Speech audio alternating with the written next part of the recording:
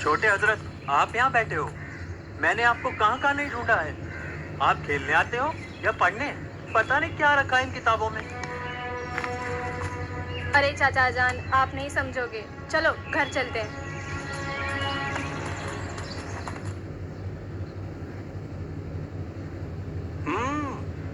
आपा, आप हमेशा नए नए जायकेदार खाना बना के मुझे खिलाती है। आपके नहीं रहते हुए मेरी आदत बिगड़ने वाली है, कह देता हूँ। चलो, इसी बहाने इस आपा को तुम याद तो करोगे। मैं तो जब तुम लोगों को खुश देखती हूँ ना, मैं भी खुश हो जाती हूँ।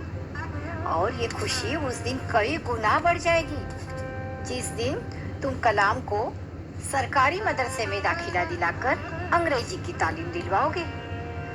आस-पास के कई बच्चे अंग्रेजी सीख पढ़ रहे हैं और कलाम को अगर ये तालीम मिल गई तो यकीन मानो ये बड़े बड़ों के ऊपर भारी पड़ जाएगा। आपा, आपको मेरा जवाब तो पता है ना। ये अंग्रेज और अंग्रेजियत को आप अच्छी तरह नहीं जानती। ये अंग्रेज बड़े मतलबी और फरेबी होते हैं। इनको अपनी बात बदलने में बिल्कुल वक्त नहीं लगता। ये अंग्रेज मुसलमानों के रहबर और नई तालीम के जन्मदाता सर सैयद अहमद खान से कहलवाते रहे कि अंग्रेज मुसलमानों के सरपरस्त हैं।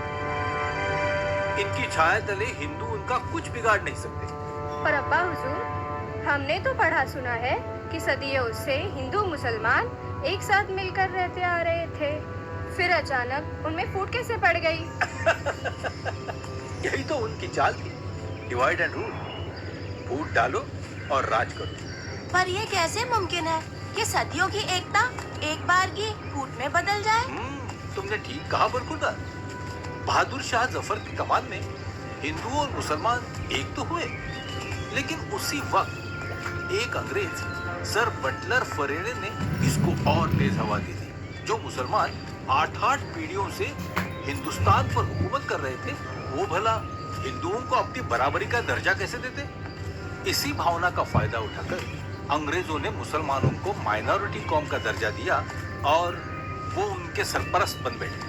फिर क्या हुआ अब्बू? 1857 के उत्तर भारत स्वाधीनता संग्राम में हिंदुस्तानियों की हार के बाद अंग्रेजों ने उसे सिपाही विद्रोह करार दिया और खुद दिल्ली पर कब्जा जमा बैठे। और दिल्ली में उन्होंने ऐसा कत्लेआम मचाया कि देखने वाले की रूह कांप जाए। हिंदू मुसलमान किसी को नहीं बख्शा।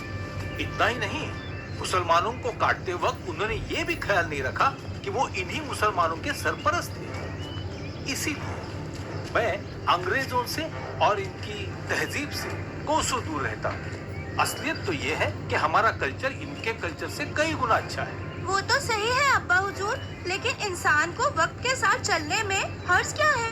आज अंग्रेजी सल्तनत दुनिया के अधिकतर मुल्कों पर अपनी हुकूमत चला रही है, तो फिर हमारी उनसे खिलाफत या अदावत का भला क्या तुम? पर हम उनसे लड़ कहाँ रहे हैं? हम तो बस अपने कल्चर को बचा रहे हैं। हमारी शिक्षा पद्धति उनकी शिक्षा पद्धति से कई गुना अच्छी है। हमें उनकी मानसिक गुलामी बिल्कुल नहीं करनी है। लेकिन अब्बा हुजूर, हम भी तो बाहरी मुल्क अफगानिस्तान से आए हैं, तो इस मुल्क हिंदुस्तान का कल्चर हमारा कैसे हो गया? बड़ा माकूल सवाल किया है तुमने जैनब। हमारे पुरखे मुगल बादशाह बाबर की फौज के साथ अफगानिस्तान के हरात इलाके से हिंदुस्तान में आए और यही रच पच गए। इसके साथ और एक अहम बात मैं बताना चाहता हूँ जो आपके सबके काबिले गौर है। हमारे पुरखे मुगलिया सल्तनत के मजहबी और तालीमी सलाहकार थे। हमेशा सच का साथ देने वाले थे। बच्चों, अब यही हमारा मुल्क है और यहाँ का कल्चर हमारा कल्चर है।